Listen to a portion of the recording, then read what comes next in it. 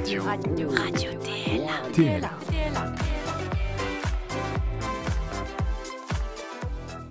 Patrick Boucheron, bonjour. Bonjour. Vous êtes historien, professeur au Collège de France, auteur de ce documentaire sur le 17 octobre 1961, un massacre colonial à Paris, réalisé par Juliette Garcia. Pour commencer et pour parler de ce documentaire, il faut rappeler ce qui s'est passé ce jour-là. 20 000 Algériens manifestent pour dire non à un couvre-feu qui est imposé par les autorités. Et cette manifestation va être réprimée par le sang et les exactions, puisqu'il y a eu des morts, des noyés et 12 000 interpellés qui vont être maltraités pendant les jours qui suivent. Sur les mots qu'on utilise déjà, Patrick Boucheron, c'est important. Dans ce docu, vous dites ne pas savoir, au fond, comment nommer cet événement. Vous parlez d'un massacre ou d'une ratonnade ou d'un pogrom. Qu'est-ce que vous dites de ça dans le choix des mots aujourd'hui ? Oui, choisir les mots, c'est essentiel pour les historiens comme pour les citoyens. Et ici, qualifier l'événement, c'est aussi risquer de ne pas le disqualifier, justement. C'est un couvre-feu qui tourne mal. C'est tragiquement d'actualité.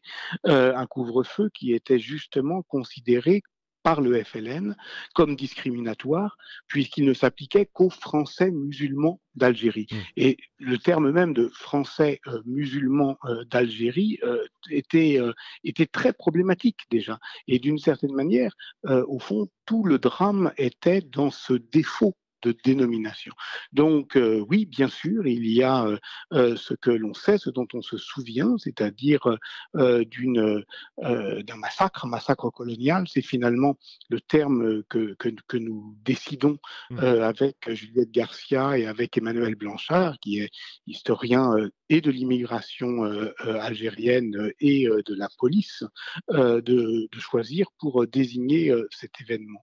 Et au fond, cet événement, il est ce qu'il est au moment où il advient, mais il est aussi ce qu'il finit par advenir dans la mémoire. Et filmer cet événement, c'est filmer aussi la manière dont il fait entaille dans les consciences françaises et algériennes, et comment cette entaille, effectivement, c'est d'une certaine manière, elle rejoue aujourd'hui. Vous en parlez très bien dans le documentaire, vous démontez point un point ce fait, et c'est aussi un des points importants de l'histoire, et vous posez la question, au moment où se produit un fait d'actualité, de la date où se fera l'histoire, est-ce que c'est cette date qui fait histoire, ou est-ce que c'est plus tard que la date fait histoire ? C'est valable pour ce 17 octobre 1961 ? Et oui, parce que dans cette série documentaire, quand l'histoire fait date, on choisit parfois de poser cette étrange question de quand date la date. Étrange, parce que pour l'histoire contemporaine, on se dit elle date du moment où elle arrive, alors que évidemment, si on parle d'histoire plus ancienne, lorsque on a fait un documentaire sur la fondation de Rome, on se pose la question depuis quand on dit que Rome a été fondée en 753 avant Jésus-Christ. Alors le 17 octobre effectivement a lieu le 17 octobre, mais il ne fait pas immédiatement mémoire. On se souvient d'ailleurs du livre de Didier Delinx, c'était un polar, mais c'est par la littérature parfois que l'histoire fait effraction dans nos vies. Meurtre pour mémoire en 1984, qui remet à la surface de la conscience française un événement qui était oublié. Et pourquoi il était oublié le 17 octobre 1961 ? On n'oublie jamais rien, on remplace. En réalité, c'est-à-dire que devant cet événement, il y en avait un autre massacre, le massacre de Charonne. Et aujourd'hui, c'est presque l'inverse. C'est-à-dire qu'il y a une inversion de mémoire parce que justement, les entrepreneurs de mémoire ont mis en avant ce massacre colonial du 17 octobre, et que ceux qui défendaient la mémoire de Charonne, les militants communistes, sont moins présents aujourd'hui sur la scène publique. Et nous recevons Juliette Garcia. Bonjour Juliette. Bonjour. Bienvenue. Vous êtes réalisatrice du documentaire 17 octobre 61, un massacre colonial à Paris qu'on a évoqué avec Patrick Boucheron. Il s'inscrit dans la deuxième saison de la collection documentaire d'Arte Quand l'histoire fait date. Quand j'ai regardé le documentaire, il y a quelque chose qui m'a un petit peu sauté aux yeux, c'est que c'est le problème aujourd'hui, c'est pour remonter le fil de l'histoire, et de cette histoire particulièrement du 17 octobre et de la guerre d'Algérie, souvent on se base sur les archives, et là c'est très compliqué parce que les noms des personnes ont disparu. Par exemple, c'est ce qu'on voit quand Emmanuel Blanchard, l'historien, montre les documents. Comment vous arrivez à travailler ça et à raconter, à faire votre travail aussi de documentariste quand les archives les documents ont disparu ou n'existent pas ? Alors, Ils existent, hein, les documents. Donc les archives seront ouvertes au public dans l'année prochaine. Je pense qu'on est au 60e anniversaire. Et donc, quand on n'a pas d'archives, on a des lieux où on a des témoins. Alors là, les témoins, on n'en a plus ou peu. Et c'est pas le principe de la collection de s'appuyer sur cet outil-là de témoignages. Donc, on va filmer des lieux et on essaye de les faire parler. Ce qui n'est pas toujours simple. Et puis parfois, il n'y a plus de lieux. Là, il y en a. Il y a la Seine, il y a le bois de Vincennes, il y a la cartoucherie. Et puis, il y a les archives de la ville de Paris, les archives nationales de Paris. C'est assez difficile, mais c'était le pari et le défi de raconter une histoire qui a été volontairement oubliée. Et donc, ils ne laissent pas de traces. Et donc, il faut aller les relever, les traces. Et c'est ce que dit Patrick Boucheron dans le documentaire. C'est aux historiennes et aux historiens d'aller les chercher, et aux documentaristes également. Vous parliez des lieux, il y a le cimetière aussi que vous allez filmer, qui est très important dans le documentaire. Il y a un travail énorme aussi sur les dates. On est sur cette date du 17 octobre 61, on part en avant, on revient en arrière, on parle de la rue de Charonne. C'est la force aussi de Patrick Boucheron dans son récit, mais c'est la force de l'image aussi, de ce que vous arrivez à montrer par l'image. En fait, donc, dans cette collection, on a souvent beaucoup d'iconographie pour les dates qui sont évoquées. Et évidemment, pour cette date-là, on en a peu. Donc, on en a parlé, il y a les lieux, il y a les archives. Et puis, pour faire réémerger cette date, il faut l'inscrire dans d'autres dates.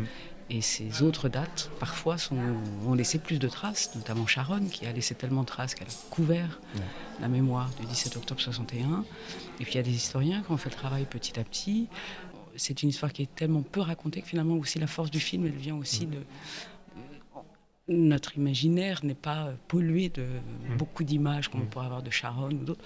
Donc probablement c'est ce qui fait aussi, entre guillemets, la force, en tout cas la puissance des images. C'est pas du tout une question de réalisation, mais c'est que voilà, on est saisi de cette histoire, donc tout ce qui habille visuellement cette histoire-là marque.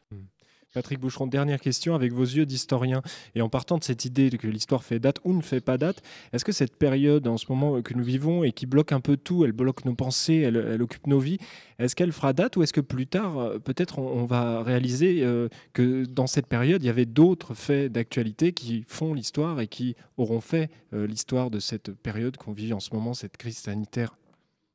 Vous avez raison. Je trouve qu'en ce moment, ça se bouscule, ça nous sidère, et évidemment, l'événement, c'est aussi la difficulté qu'on a à le maîtriser et à le hiérarchiser. J'ai une petite fille qui a 11 ans et qui, apprenant voilà, le drame d'hier soir, de l'attentat terroriste d'hier soir, m'a dit il se passe quand même beaucoup de choses en ce moment. Il se passe quand même beaucoup de choses. Et quand il se passe beaucoup de choses et qu'on peine effectivement à en rendre compte, là, me semble-t-il, est le moment dangereux. Là est effectivement l'alerte que l'on doit donner. Et une des manières de le donner, vous avez raison de le rappeler, c'est de nommer les choses et de tenter de réfléchir au pouvoir même de la nomination, de ce que c'est que dater, nommer, désigner, localiser. Juliette Garcia, qu'est-ce qui vous a marqué, vous a frappé quand vous avez pu travailler sur cette histoire? Est-ce qu'il y a un élément, une date, un fait qui est ressorti pour vous et qui fait sens, même aujourd'hui? Alors tout fait sens aujourd'hui. Moi j'ai insisté pour travailler sur 7 épisodes dans la collection, donc c'était vraiment un choix. On ne choisit pas toujours, mais là j'avais vraiment la volonté forte et ferme. Et probablement ce qui m'a marqué, je connaissais quand même cette histoire, mais j'en ai appris aussi en travaillant sur le film. Et ce qui m'a probablement marqué, c'est de filmer la commémoration et de voir les descendants, les familles de descendants de victimes, mortes ou pas, ou blessées, ou en tout cas de ces oubliés-là, avec ce chagrin et cette force de cette douleur politique Voilà, ça m'a vraiment fondamentalement marqué, et parce que ça résonne évidemment dans la société dans laquelle on vit aujourd'hui. Oui, ça résonne notamment aujourd'hui, ce jour où nous enregistrons ce podcast, ce 17 octobre. C'est à voir donc sur Arte, arte.tv, et c'est en DVD aussi chez Arte Édition. 17 octobre 61, un massacre colonial à Paris, et c'est dans la collection Quand l'histoire fait date sur Arte. Merci beaucoup Juliette Garcia. Je vous en prie. Merci beaucoup Patrick Boucheron, à très bientôt. C'est moi qui vous remercie, au revoir.